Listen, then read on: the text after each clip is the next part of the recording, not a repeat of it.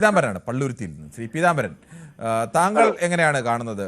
സാധാരണഗതിയിൽ ഏറ്റവും കൂടുതൽ ജനങ്ങളുമായി ബന്ധപ്പെടുന്ന ഒരു വകുപ്പാണ് ആരോഗ്യവകുപ്പ്. ആരോഗ്യവകുപ്പിൻ്റെ പ്രവർത്തനത്തിലെ ചെറിയ വീഴ്ചകൾ പോലും വലിയ വീഴ്ചകളായി ചിത്രീകരിക്കപ്പെടും. പക്ഷേ അങ്ങനെ വീഴ്ചകൾ ചിത്രീകരിക്കപ്പെടുമെന്ന് തിരിച്ചറിഞ്ഞുകൊണ്ട് മുൻകരുതലെടുത്ത് അത് പരിഹരിക്കുന്നതിന് പകരം വീണ്ടും വീണ്ടും വീഴ്ചകൾ വന്നുകൊണ്ടേയിരിക്കുന്നു. അവിടെയെല്ലാം അന്വേഷണം വരുന്നു, അതിനപ്പുറത്തേക്ക് പരിഹാരം ഉണ്ടാവുന്നില്ല. എന്താണ് ഇത് സംഭവിക്കുന്നത്?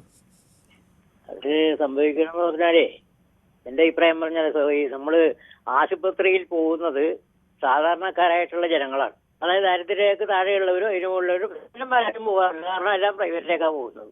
കാരണം അവിടെ ചെന്നാൽ ഒരുപാട് സൗകര്യങ്ങളുണ്ടെന്നാണ് പറയുന്നത്. പക്ഷെ അവിടെ ചെല്ലുമ്പോഴേ അത് അനുഭവിക്കുകയുള്ളൂ. ഞാനത് അനുഭവിച്ചിട്ടൊരാളാണ്.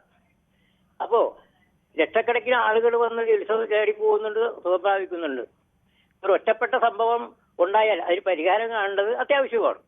എന്നാലും ഡോക്ടർമാരെ അവര് ചെയ്യുന്നില്ല എന്ന് പറഞ്ഞാൽ ആശുപത്രി പോകുന്ന ആളുകൾക്കറിയാം അവിടെ നടക്കുന്നത് എന്താണ്. ആ ഡോക്ടർമാരുടെ പാടി ചില സമയത്ത് എന്തോരം ജനമാണ്. അവരത് കഴിഞ്ഞിട്ടേ അവർ പോകാറുള്ളൂ. ഞാൻ ഈ കഴിഞ്ഞ ദിവസം കൂടി അനുഭവിച്ചതാണ്. അപ്പോൾ ഞാൻ പറയുന്നത് അത് രാഷ്ട്രീയമായിട്ട് ചിത്രീകരിച്ചുകൊണ്ട് ഒരു ഭരണമാറ്റത്തിനോ അതിനുകൊണ്ട് എല്ലാം രാജിവെക്കണമെന്ന് പറയുന്നത് ശരിയല്ല. ഇപ്പൊ അവർ ഏതോ ആയിക്കോട്ടെ, വീണ ജോർജ് ഞാൻ ന്യായീകരിക്കുന്നതല്ല. പക്ഷെ ഭരിക്കുന്ന സർക്കാർ ഈ വകുപ്പിനോട് ഒരു താല്പര്യമുള്ളതുകൊണ്ട് ഇപ്പൊ എന്തെല്ലാം സൗകര്യങ്ങളാണ് ഹോസ്പിറ്റലിൽ ഉണ്ടാക്കി വെച്ചേക്കുന്നത്. പഴയ കാലമാണോ? അതുകൊണ്ടാണ് ഞാൻ പറയുന്നത്.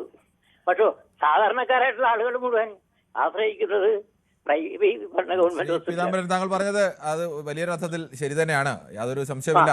സാധാരണക്കാരായ ആളുകൾക്ക് ആശുപത്രിയിൽ ചെന്നാൽ ചികിത്സ കിട്ടും, അവിടെ മരുന്ന് കിട്ടും. അങ്ങനെയുള്ള സംവിധാനങ്ങളെല്ലാം മുൻകാലങ്ങളെക്കാൾ മെച്ചപ്പെട്ട രീതിയിലേക്ക് കേരളത്തിലെ